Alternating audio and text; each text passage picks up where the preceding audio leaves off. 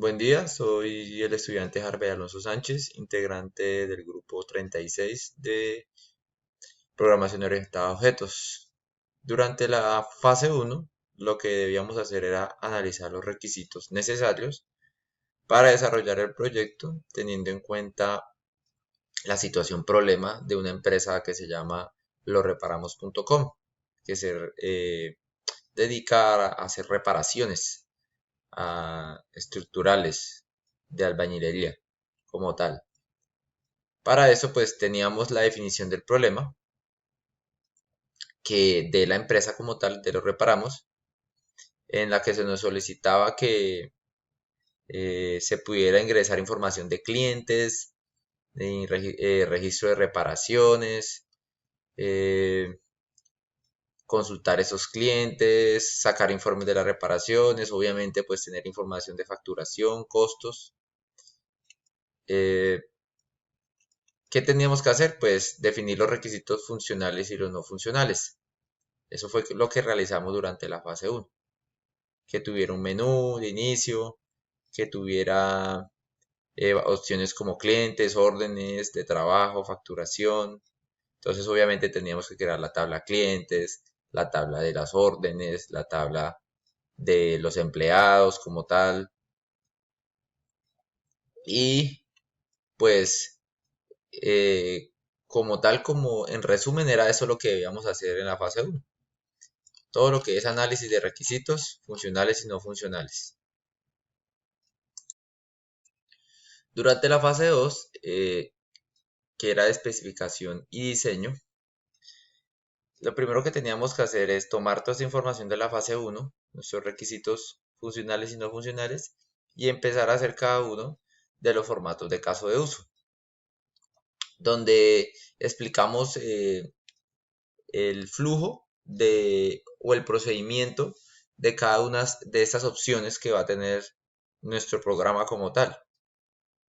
Entonces teníamos casos de usos para crear cliente, para editarlo, o sea, todas las opciones posibles que pudiera hacer el usuario del programa dentro de él, todas las opciones que iba a tener él disponibles y cómo iban a ir funcionando, ¿sí? Entonces, cada caso de uso tenía su diagrama como tal, su imagen, ¿sí?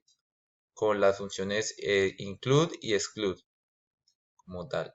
Entonces, para eso lo hicimos prácticamente para cada tabla que deberíamos ir llenando, pero un caso de uso, tanto para ingresar, para editar, para borrar esa información de esas tablas. Podemos ver con su diagrama y cada uno con su tabla con la información pertinente. Ahora con el tema de la factura, con el tema de los manejo de los tablas de usuarios. Después de eso hacíamos el modelo de clases. Con el modelo de clases podemos evidenciar o ir definiendo cada uno de esos atributos de cada tabla como tal. O sea, aquí estamos hablando de las tablas. Cada clase de estas va a venir siendo como cada clase, cada eh, entidad. Y cada entidad tiene su atributo y pues su llave primaria como tal, que la definiríamos más adelante. Entonces aquí vemos algo del modelo entidad-relación, con algo también de las relaciones entre cada una de esas clases.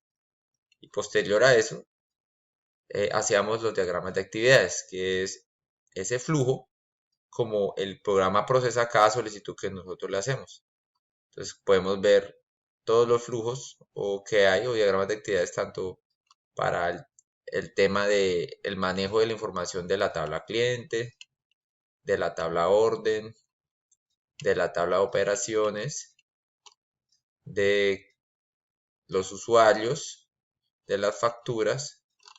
¿Por qué teníamos órdenes y operaciones? Porque las órdenes de trabajo era para cada cliente como tal.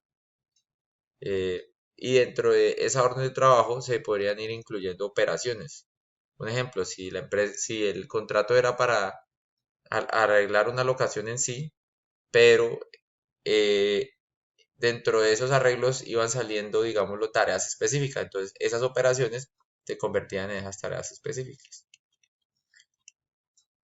Ahora sí podemos ver nuestro diagrama de entidad de relación, eh, que lo realizamos en esa aplicación de SQL, de Oracle, perdón, de Oracle, y que en ella ya podemos evidenciar ya la definición de cada uno de los atributos, pero ya también con sus características como tal, como el tipo de variable, si es varchar, integer, ya podemos ver dónde están las llaves primarias, las llaves foráneas, ya podemos ver información más exacta de cómo se relacionan todas entre ellas estas tablas.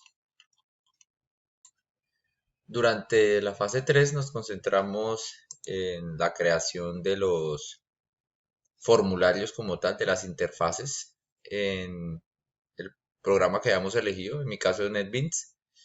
Entonces, como podemos ver acá, teníamos un menú como tal, un menú que es el menú principal, el login para ingresar el usuario y contraseña, una salud de bienvenida, y ahí para allá pues teníamos cada uno de los formularios. O sea, la fase 3 solamente se concentró en la creación de formularios que íbamos a usar más adelante en la fase 4, ya cuando implementáramos la herencia, implementáramos todo el manejo de las clases como tal.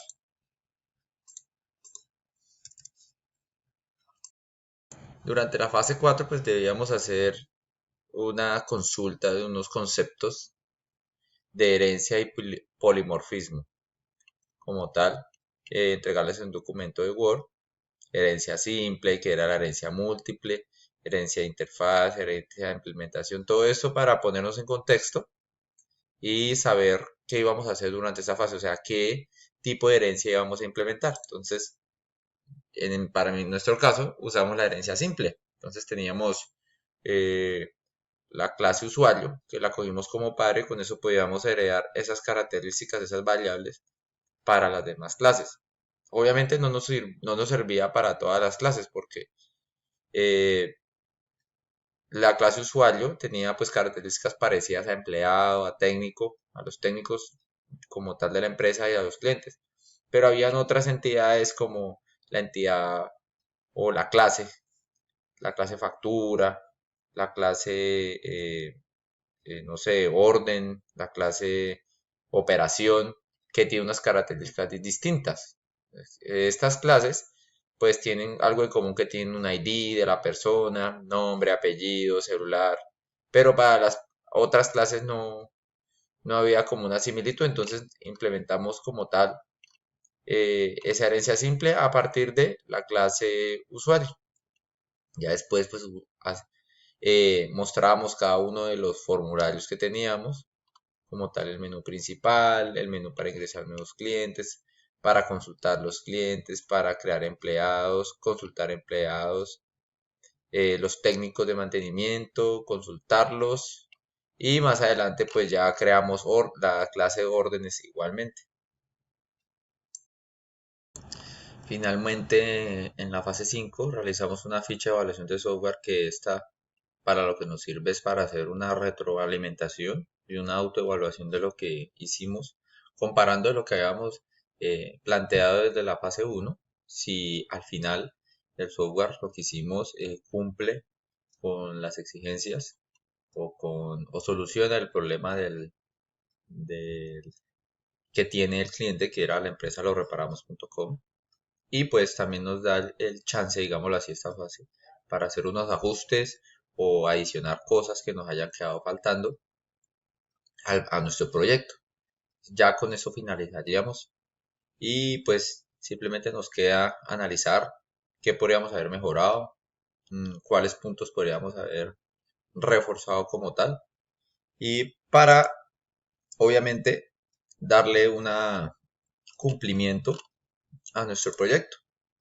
Al final, como podemos ver acá, el proyecto que se conecta a una base de datos que nosotros creamos con AppServe. Tenemos un mensaje de bienvenida como tal y tenemos un cliente, perdón, un menú principal donde podemos seleccionar eh, las diferentes opciones. Acá podemos consultar eh, un cliente con un número de cédula, por ejemplo, en la base de datos que hayamos creado y está alojada en el servidor localhost. Muchas gracias por su atención.